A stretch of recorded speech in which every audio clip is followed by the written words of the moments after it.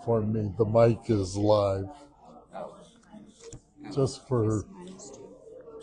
Hugh is going to give us, John Linton is going to give us one of his really wonderful programs, this time on Gettysburg, part 1 and part 2.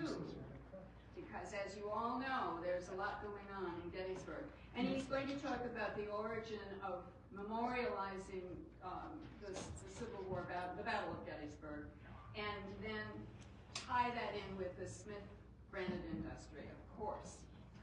And then Hugh, this time in April 23rd, is it? April 13th, is going to give us a program that's not granite related, but about family friend and teacher Matilda Brown, who was an impressionistic artist, did a lot of cows, and there's going to be a big attendance for that because Hugh has invited all the impressionistic people, you know, in the area, not only the Westerly Museum of Impressionism, American Impressionism, but people from Lyman Allen and everywhere else. So get here early if you're planning to attend. And then on our open house, he's going to do yet another program on the 1884 stone that was on the building that was torn down over here at the corner of Tower Street and Granite Street. So we've got some wonderful things going on. Our membership year is starting now. We're going to mail the membership letters on February 5th. And you will see enclosed in your letter, if you're on our mailing list, a list of benefits for each level. So we are branching off into something new where we will be offering either small behind-the-scenes tours or some kind of event for people at certain levels of giving. Obviously, our programming like this is going to continue and will be open to everybody. So now, have I covered everything, do you think? Okay, so now here is Hugh. And we had such a wonderful program on red and pink granite. So many people attended when the rest of us said, you're never going to get anybody to come for a program on red and pink granite. We were amazed. And now we've got this wonderful audience for granite as infrastructure. So, thank you all for coming. It's amazing the number of people who are here and out into the room beyond. So hopefully with this beautiful new screen that the Westerly Historic Society has provided us, I think the resolution is amazing and the pictures are just wonderfully clear. Are you going to turn out some lights here? Or? I am.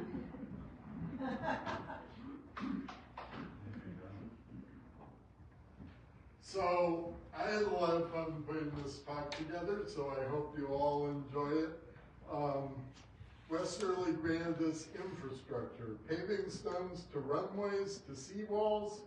The thing about infrastructure is it's important, but it isn't pretty. So a lot of what people have focused on naturally about, because Westerly Granite was particularly known as a fine granite for carving sculptures, so that you could make beautiful sculptures and use it for beautiful buildings. But there's all kinds of infrastructure where it's really important. And we're going to talk about paving stones, and I'm going to talk a little bit about the Paving Stone Cutters Union.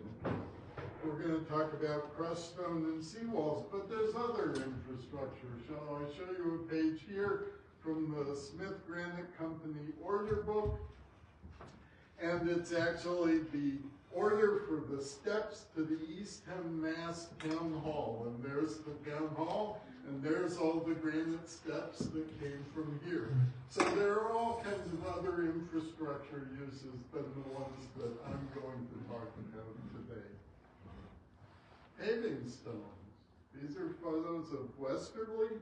The Westerly Library has lots of photographs online. I took these from their online photo archives. You can access them through the local history page on the Westerly Library website. So these are photos of downtown. And paving stones were, heavily used when you didn't have cars yet, when you had horses and horse-drawn conveyances.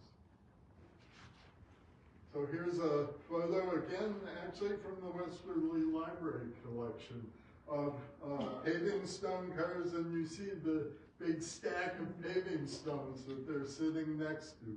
So they were used a lot from the 1870s to the 1910s, as I say, when there were horse-drawn transportation, but also streetcars. In the picture before, you saw the tracks for the streetcars. The paving cars were paid by the piece. In a Providence Journal article from 1890, it said that they were paid $22.50 per thousand for sevens. Sevens were the largest size, and the article went on to say that under the most favorable conditions, they could cut 150 blocks per day. Now let's think about this for a minute. If these men are working 10 hours a day, that's 15 blocks an hour. That's 4 minutes a block. Now, I think that's a very optimistic estimate. And that's 10 hours of work, not including breaks. So this was hard work. The paving cars, interestingly, were in fair demand, and so they went where the work was, even out of state, and we'll come back to that later.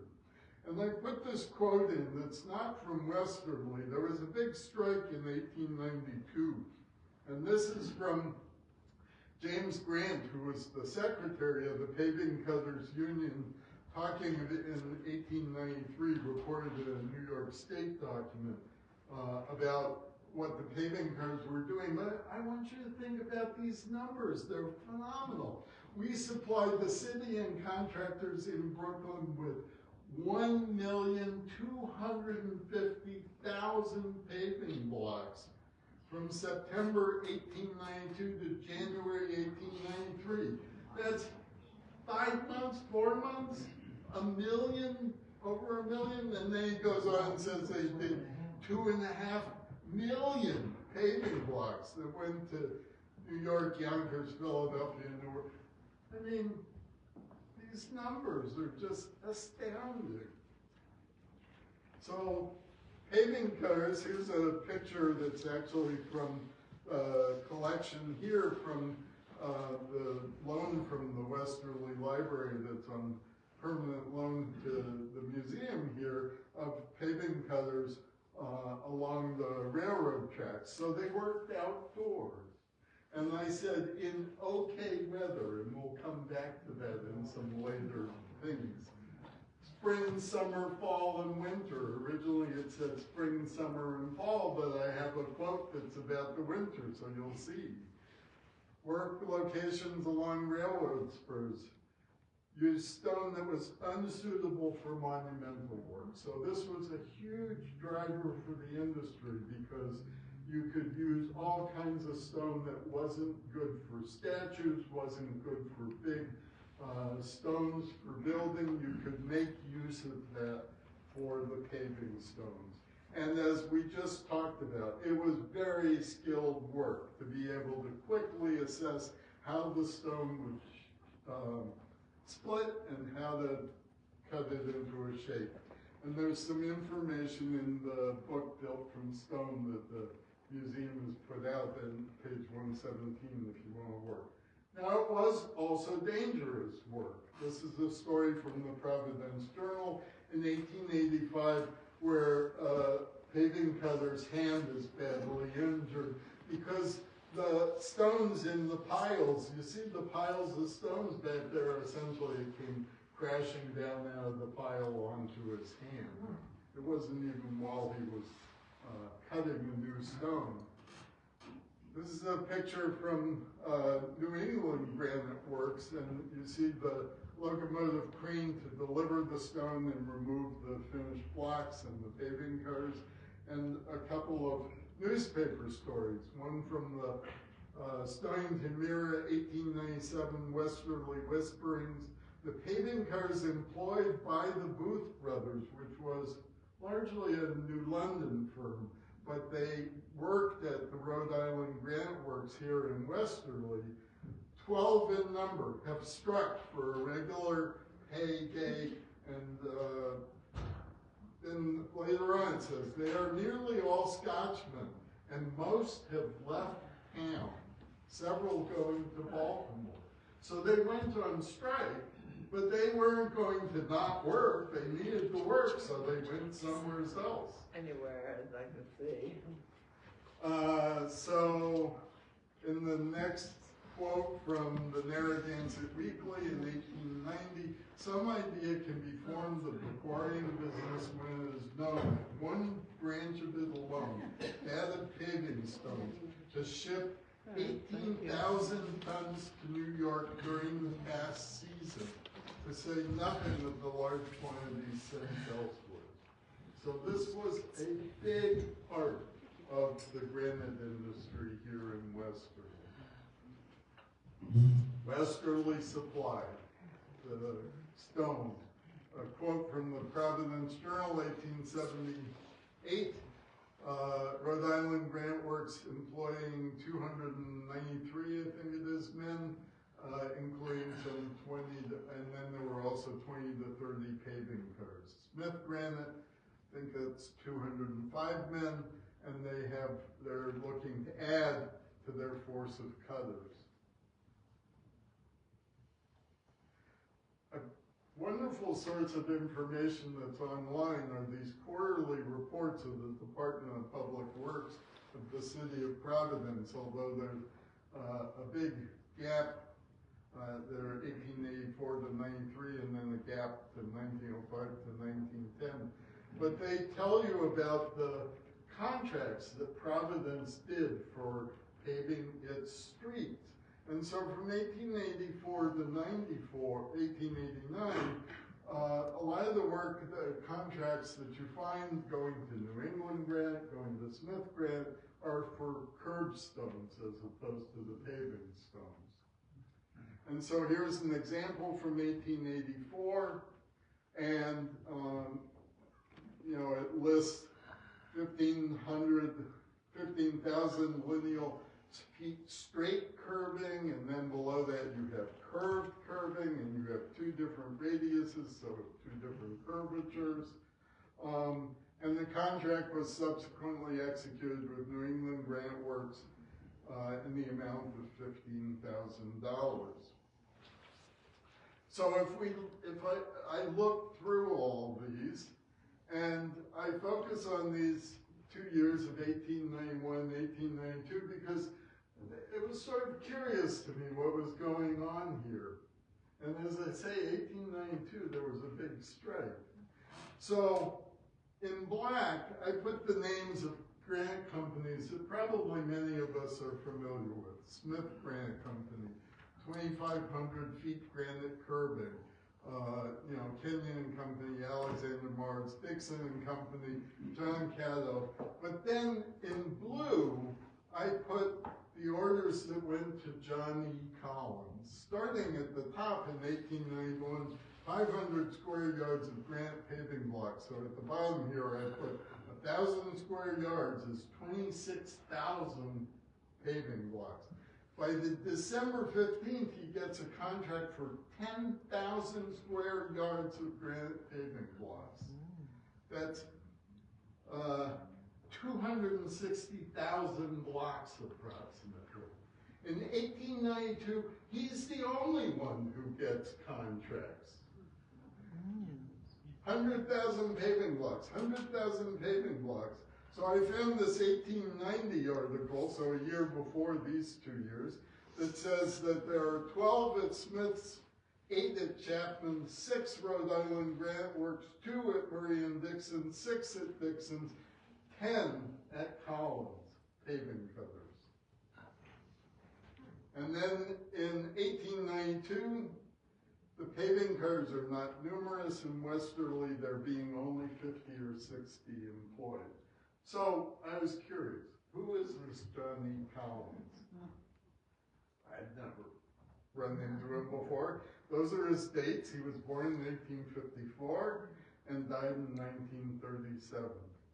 Well, unlike Smith or Calder and Carney, the people who had their whole lives in Granite, he was a businessman.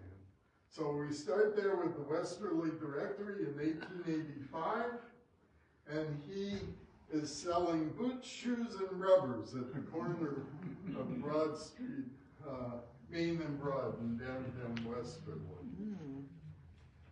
The year before, in 1883, or 2 years before, he's been elected the trustee of the Grace Methodist Episcopal Church. So he's a businessman. He participated in his church. In 1894 to 1898, he's listed under Granite dealers. Now, you'll also find a lot of articles in the Westerly Sun in this time period, and I just put one here. 1883, Mr. John E. Collins has purchased a pneumatic sulky for racing purposes. And you'll find stories about him buying racehorses, selling racehorses, attending horse races. So clearly he was a businessman for whom racehorses was a major form of entertainment for him. Now, in 1900, Westerly Directory, right? So the orders I showed you were 1891 and 1892. In 1900, he's now Collins Drugstore on High Street. And he has a difficult life after that, to be honest. I'll just give a very brief summary. It's not really about Granite anymore, but, you know, drugstores did sell, among other things, alcohol as medicinal purposes, and he got arrested for selling alcohol by the temperance police or whatever it was, and that case went on for years, and he went bankrupt and moved from one family property to another and so forth. So there's a whole other story of his life as a businessman. But as I say, unlike most of the people who I've researched up to now, he was a businessman who engaged in the granite industry for several years and certainly hired paving cars, as we have documented. So now, in the Westerly Sun, which is available online from 1893 when it started to 1950 at the library website, we get all sorts of little stories that give us hints about what's going on. In 1894, they're shipping blocks by schooners to New York from Stonington. 1894 in September, there's a report of Labor Day events, and the tug-of-war team from the paving cars, and they tell the names of all the paving cars, won over the Caledonian. So, you know, another thing we could focus on would be the social activities that the granite workers were engaged in. 1894 December, this is really interesting and seems kind of applicable to our modern time. A new law in New York requires paving blocks be prepared in New York by U.S. citizens, as opposed to all those immigrants in Westerly. A Westerly manufacturer is quoted in this story as saying it could impact thousands of carloads and hundreds of schooner loads of blocks that are currently shipped. And this law did have a significant impact on the industry in Westerly. New York was trying to build up and protect the skilled workforce in New York, but that impacted Westerly. In 1895 was the first Labor Day parade, and James Stewart of the Paving Cars Union was on the organizing committee for that, and ultimately they would have 25 men and a float in the parade. I think it's the only union that's indicated as having a float. In February 1896, it was so cold the past 2 days that the paving cutters wouldn't work. Oh. February. This is when they added winter to the seasons that the paving cutters worked. It wasn't just spring, summer, and fall. 1896, there were changes in wages and paving cutters were laid off at Smith Granite. We'll talk more about that in a minute. 1897, paving cutters abandoned work due to intense heat in July. So the heat, the cold, undoubtedly rain, when it was hard enough, these men worked outdoors, not in sheds. So this, I'm going to talk now a bit about the Paving Cutters Union. This is a photograph of an impress stamp, and it's actually impressed with this, and this is what I photographed there. And I have some colored paper here if people want to try this out after my talk today for yourself. It says, Paving Cutters Union of the United States and Canada, branch number 4, Westerly, Rhode Island. This is another artifact that we have in the museum collection, a paving cutter contribution card from 1891, the blank one. So in 1877, the Granite cutters formed the union. And I told you earlier there was a story that in 1879, the paving cutters at Rhode Island Granite Works had gone on strike. At that point, there isn't a separate paving cutters union. That doesn't form till 1887. 1890, there's information in the Westerly Sun that there was a strike. There's the big strike and lockout by the companies in 1892 from May to October. And there's a website, quarriesandbeyond.org, where they have a compilation of newspaper articles about this strike. It wasn't just in Westerly, it was all over New England and other areas. 1895, we have a strike from March to May, that's 3 months. Union meets manufacturers for new bill of prices. The strike ended, but there continued to be a dispute over tool sharpening for the paving cutters because the tool sharpeners were part of the Granite Cutters Union, and the paving cutters at that point were considered not union because there hadn't been a resolution to their labor agreement, and so there was a dispute over sharpening their tools. Well, you need sharp tools, obviously, in order to be able to work, but one can also understand where, you know, the two unions essentially were having different time frames and it was creating challenges. Later that year, the Labor Day parade that I mentioned, you know, anyway, union means, so when I originally looked at Wikipedia, I was amazed to find that there even was a page for the Paving Cutters Union. And what it said was that after the 1892 strike, the union disappeared. Well, clearly from the Westerly Sun articles, the union didn't disappear. We have all this activity. Now, it is true, in 1901, the union was restarted, a new legal framework, and so exactly how that all works, I don't know.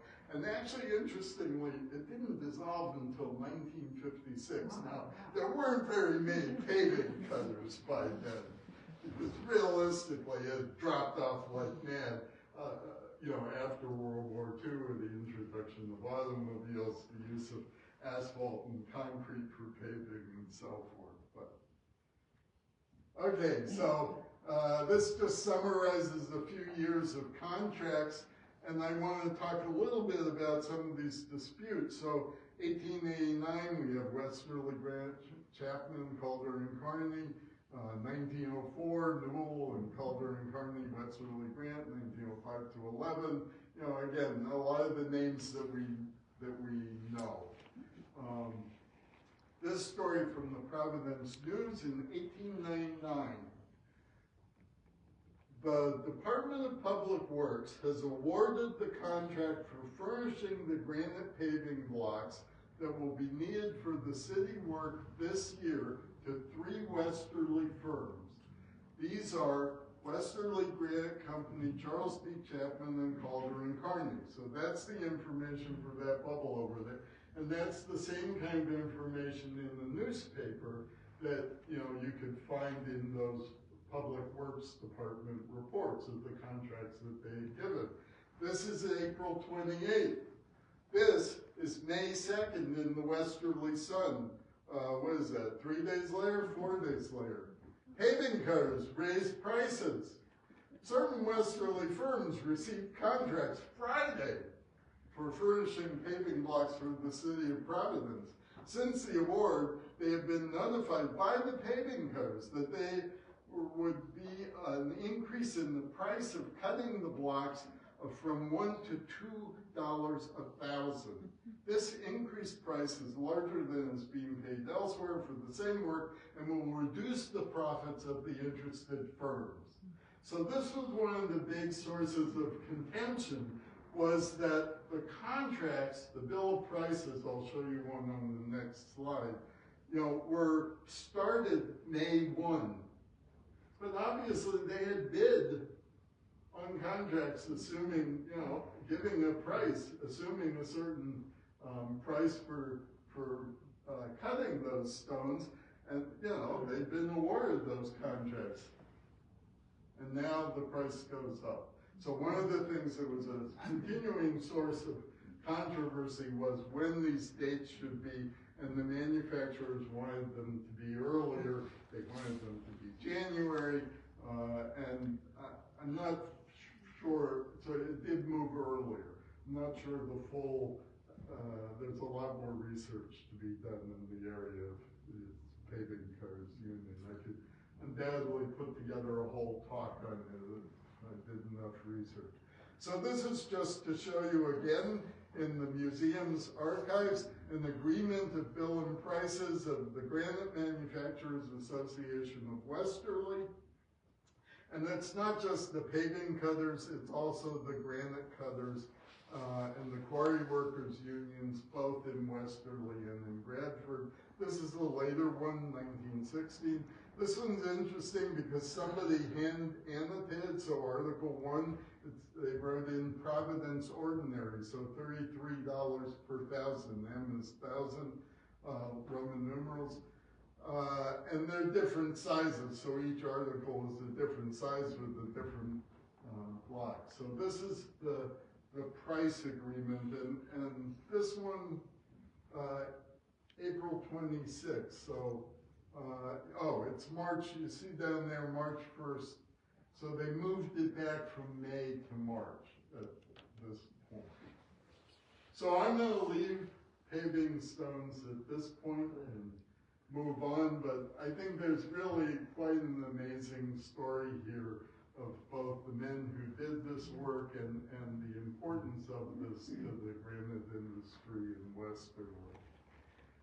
So now we'll turn to crushed stone, and the interesting example from World War II involving Sullivan granite. This is a picture of the Sullivan quarry, and this building back here is the original stone crusher. So over there, the old stone crusher. And I didn't put down the date, so sorry, I don't remember when the new crusher was built. I'm not sure we know exactly. And Susan Brocato couldn't make it today, so we can't ask her. But anyway, in the picture, these are all pictures from the museum's collection of the old building in the back and the new under construction. In the bottom, we have the new crusher and just the huge piles of crushed stone there. And these pictures of the machinery.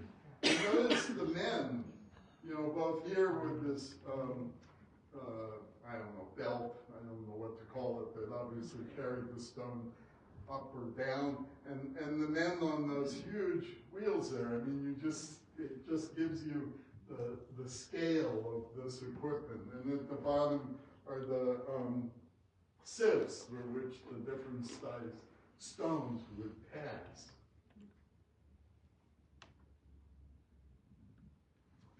So in the museum collection, there was this article from 1942, September, in Seaside Topics, which was a local paper, how a Westerly granite quarry converted its point to supply wartime necessities. Nothing better could be found for the runways of airfields, and airfields had to be built quickly. World War II was really, much more dependent on Air Force, although there wasn't a separate Air Force. It was actually still the Navy and the Army airplanes. But Mr. Frank Sullivan, president, had right at his plant one of the most useful machines that Navy or Army experts could ask for. It was a huge crusher whose like can be found only in a few places. Mr. Sullivan had installed it some years ago at an expense of over $100,000 to turn his discarded granite slabs and boulders into crushed stone for roads and driveways. So again, these uses of the stone that couldn't be used. I mean, Sullivan quarried huge stones for monuments and for carving purposes and so forth. But there was lots of other stone around that could be made use of. And so that's why they had built this crusher. And so now it could be utilized in World War II for creating new airstrips. And then when I sent these slides to Susan, she gave me this one just 3 years later. The Westerly granite quarry converted back to peace as fast as it got into the war. And so it talks about the beautiful stone for which the quarry is famous the world over was now only a sideline. The derricks and their giant scoops went after every piece of waste stone there was in sight and rushed them into the mouth of the crusher, which reduces huge boulders of the hardest granite to any size the Navy wanted. Really? So, this was very important in World War II for creating new airstrips. And then down here it talks about how the contract with Sullivan Granite concluded actually on the very day of the Japanese surrender, and so now Sullivan could switch back to a peacetime setting. Question, where was that Sullivan Granite? Sullivan's Bradford. So Sullivan had bought up a number of quarries out in Bradford that were some of the oldest quarries that had been going on in Westerly for years. So it was a relatively new company, but these quarries were among some of the older quarries as well as newer quarries that they started. And what year was that? What year was? Was Sullivan bought these quarries? 1907. When they bought the quarries? Yes. Oh, they bought a number of different quarries over a number of years. Okay, so finally we'll turn to seawalls, or seawalls, depending on which one you prefer. Breakwaters, groins, jetties. Don't ask me to explain to you the difference between these things. I'm not the person who really knows. And on the top, I show you a postcard, an antique postcard of the Watch Hill Lighthouse at the point. And on the bottom, I show you a relatively recent picture. And notice the concrete wall. So the main feature you see here is the breakwater is a concrete wall. It wasn't always that way. Online, the National Archives website has correspondence from 1823. Now in 1823, the Westerly Lighthouse is the first lighthouse that's a wooden structure before the current lighthouse. Christopher Ellery is the Colonel and Superintendent of Lighthouses for the Newport District, and he's writing to his contractor, Mr. Winslow Lewis. In the second paragraph, he says, I take this occasion to say to you that when visiting Watch Hill lately to direct repairs of the stone wall thrown down during the great gale on the 30th March last. So there was a stone wall that was important for protecting the lighthouse, back in 1823. And then he goes on, and then by twice inspecting the lighthouse lamps and apparatus, he observed the clockwork to be out of order. We're not going to worry about the lighthouse. We're interested in the stone walls. So in the Westerly Echo and Pawcatuck Advisor in 1855, we learned that new lighthouses are to be erected at Watch Hill, Beavertail, and at various other points on the Atlantic Ocean.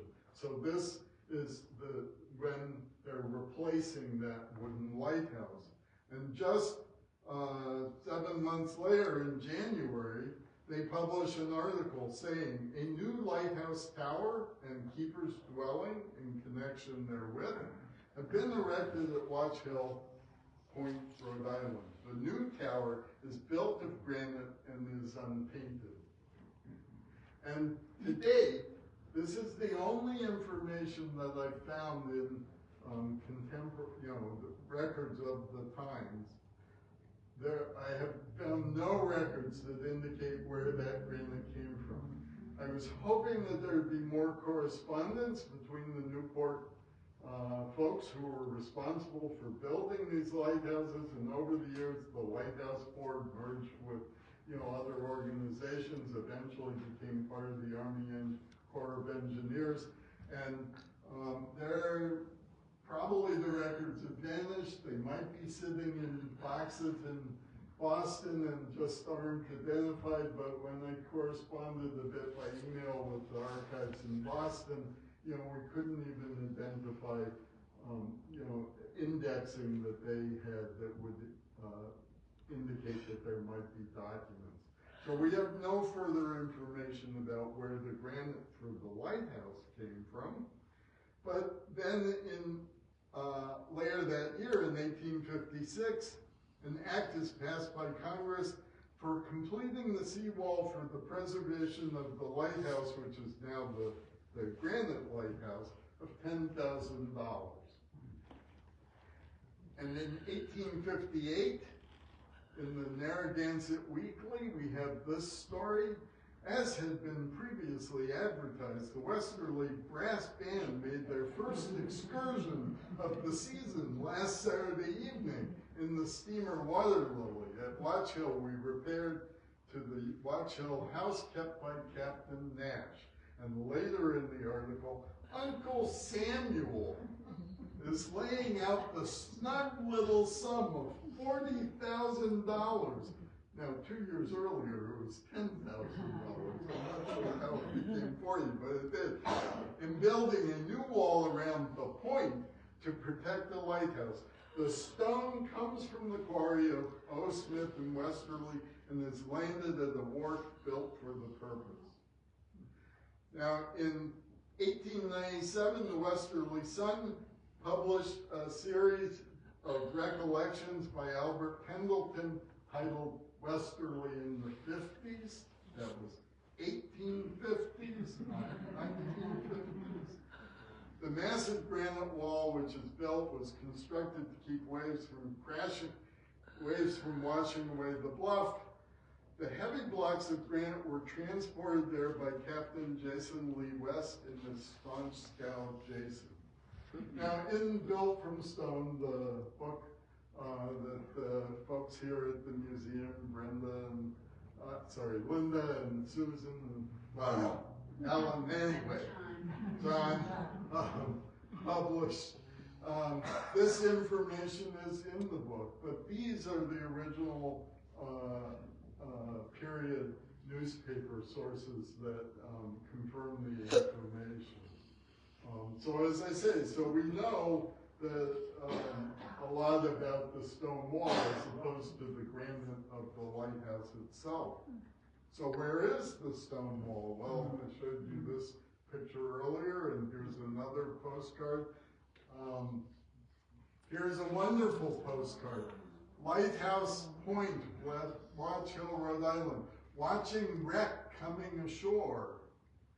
And you see all the people, and you see the huge granite block stone wall. Here's a postcard which is showing it as a night scene. I don't imagine it was a nighttime photograph. I think they colored the daytime picture to make it nighttime. And here's another postcard. And this one I like because you can see that there's three different kinds of things going on here. There's the large granite block walls. There's another wall that goes around the corner and goes further over. It's clearly a built wall with a flat, relatively flat surface, but it's sort of more, odd sizes of stones that have been built up in the wall as opposed to this that was cut into rectangles. And then you have all the stone that's down here. Now, it could be that it's a stony point, but I suspect that that's really riprap. Riprap. So in 1934, during the Depression, there's this story in the Westerly Sun that Columbia Granite Works here in Westerly is shipping 4,000 tons of stone down to New Haven for the riprap breakwater that's being built there. So riprap is just that coarse stone place to, again, this battle between the ocean and the land has been going on forever. And human beings have been struggling with it. 1838, a year that some people may remember had a Category 5 hurricane. The Westerly Sun did not publish on September 21st. On September 22nd, they put out a 2-page hurricane edition, as it says in the top left corner. And of course, it was tragic. A few days later, the Federal Works Project Administration had a meeting to provide cleanup aid, and Frank Sullivan was at that time president of the Westerly Chamber of Commerce and attended the meeting. And this story in the Westerly Sun, which actually it's the story that reports that information, talks about how at Sullivan Granite Quarry in Bradford, the buildings were lowered right and left. And at Smith Quarry, the main plant didn't suffer so much damage, but the blacksmith shop engine houses were down. So, it made quite a mess of the granite industry, not just the houses. A week later, in the classified section, there's this advertisement: for sale, breakwater stone, crushed granite, all sizes. We deliver or load your trucks. And it's Sullivan Granite. So, they're trying to create business and employ their workers and be able to pay people and run their business. And there's a huge need for stone for recovery from the hurricane, particularly for riprap. And there's another picture of the riprap. Now, the recovery from the 1938 continues into 1941, another story from the Westerly Sun, where Angelo Giancarelli of Westerly was awarded the contract to work on the breakwater at Point Judith, and the stone is coming from several quarries. At the present time, it is taken from the dump at the Smith Granite Company. Much of it has come from the Columbia Granite Quarries at the north end of town. Now, while I was working on this talk, one of my cousins was digitizing family photograph albums, and you'll hear a lot more about the Hoisingtons if you come back from my talk in April, but she digitized this photo. that they had taken while sailing sometime between about 1910 and 1920, past Breakwater Harbor, Point Judith, the Mola. So this is showing fishermen who caught this huge sunfish. All kinds of stories in the Westerly Sun about breakwaters. 1947, talking about the importance of the Granite being brought over to the Thames River for electric boat. Again, Jen Corelli incorporated. Work in Watch Hill. Sightseers walk the sand of the Watch Hill beach to watch the work on the breakwater. It was entertainment. We have in the collection here these actual newspaper clippings, and I photographed them, and these are actually much clearer than what the Providence Journal has online electronically, showing work on the Block Island breakwater. Over on the left, some photos of getting the stone and weighing it, and then bringing it down, and then shipping it out to Block Island in the photos on the right. We'll go back to Point Judith again. In 1950, Jen Corelli gets another contract to work on it. And so I show you here a clip from Google Maps, Google Earth, the Point Judith Lighthouse, and then the huge curved breakwater. And I show you this because in the museum collection, we have a wonderful series of photographs that were donated to the museum. And this is the first one. And on the back, they said Point Judith ? Well, there's no question. That's the Point Judith Lighthouse. Red on top, white below, and the buildings associated with it. And this is that giant curved breakwater. And these are, you know, the Jen Corelli folks, their trucks, the cranes, the workmen, and I love this picture.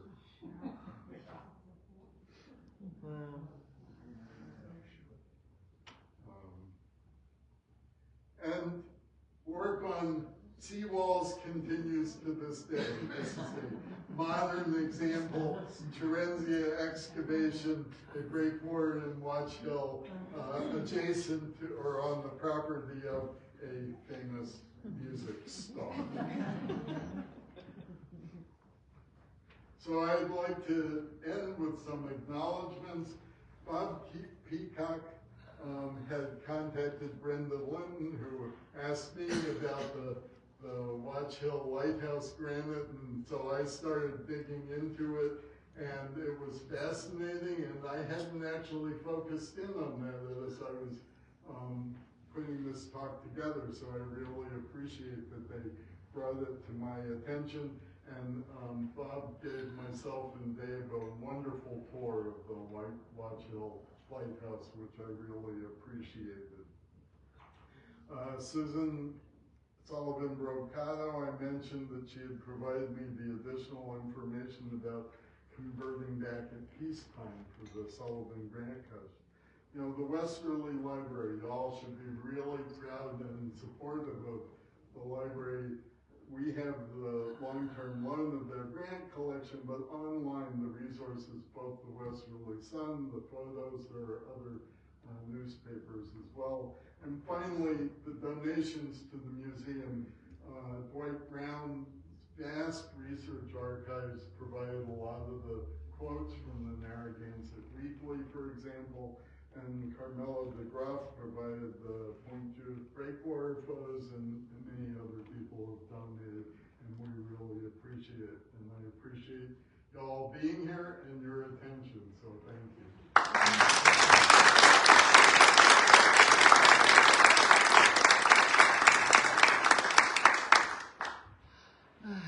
Yes? Back to the Paving Cutters Union. Yes. My great-grandfather, he went in Dalbeattie, Scotland. He was a set maker there. He came here, he was a paver cutter here in 1900. When that union was formed, were all the paving cutters forced to join it, or was it something they all wanted to do, or? So I can't answer that question. I don't know.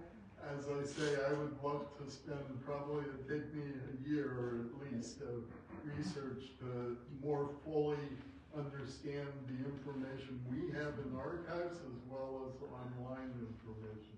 Yeah, Granite. I can answer part of that because we put the collection together.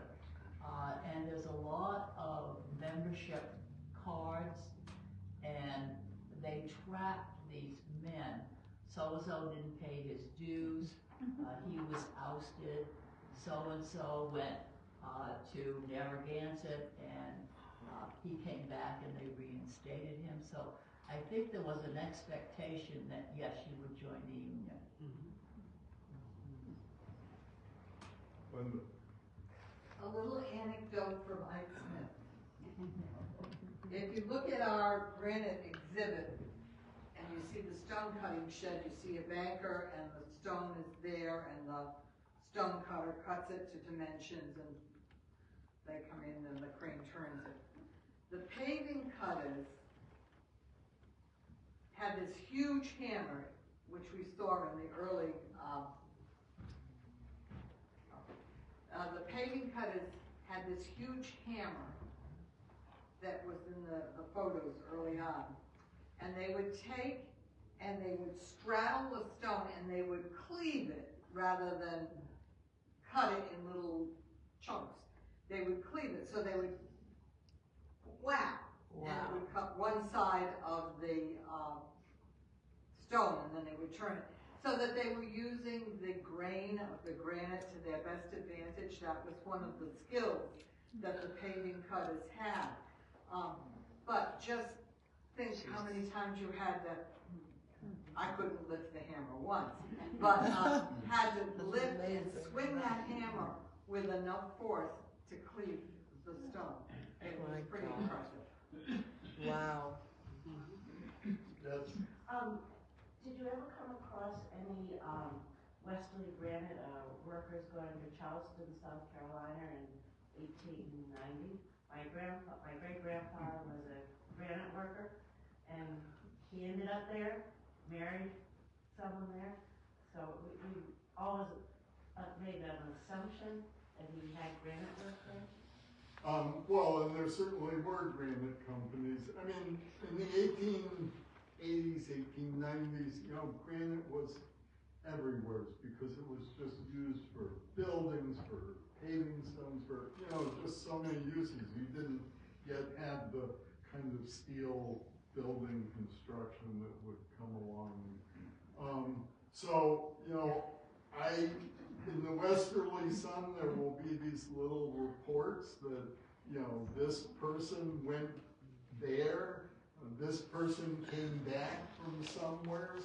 So I listed a few of the states on an early slide that I had found information about, but I have no doubt that, I mean, you obviously have a family history that they went down to South Carolina. You said in 1890 because it was a local strike here? 1892. Yeah. Yeah. I wonder if that's looking for work. Could very well. As I read for you the earlier story, I've forgotten which year, in which they said, you know, the paving cutters were all Scotchmen, and they had all left town already. So you'd resolve the strike, and then you had to get people to come back to work because they'd gone somewhere else for work. You know, they had families and had incomes. Yes. There are massive granite walls along the Pawcatuck River up in White Rock. Any history of them? I don't know anything about it. Anybody else? No. Again, you know, the Westerly Sun runs from 1893 to 1950 in the digitized stuff, so you can find a huge amount there. There is an earlier newspaper, I can't think of the name, that's online at the library that runs, I've forgotten, the 1840s or something. There's kind of this big gap that hopefully the library is working on getting the Narragansett Weekly. It's the Narragansett Weekly, and they are digitized. digitizing.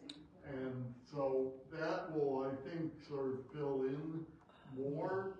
again, what ends up in newspapers or the trade publications, there were a whole bunch of granite industry trade publications, you know, you just never know. And so there might be something, there might not. Yes? When I saw that this program was going to be about infrastructure, I was looking forward to the infrastructure of house settings. And there are so many granite, wonderful house settings. And there was a time that a house downtown had to be moved, and it was an auction. And one man named Chester bought the granite foundation stones, and he built what is probably the homeliest, but obviously it's doing its job, mausoleum in Riverbend Cemetery, Chester. And that's all made from the foundation stones of one house. Yeah, yeah. I was really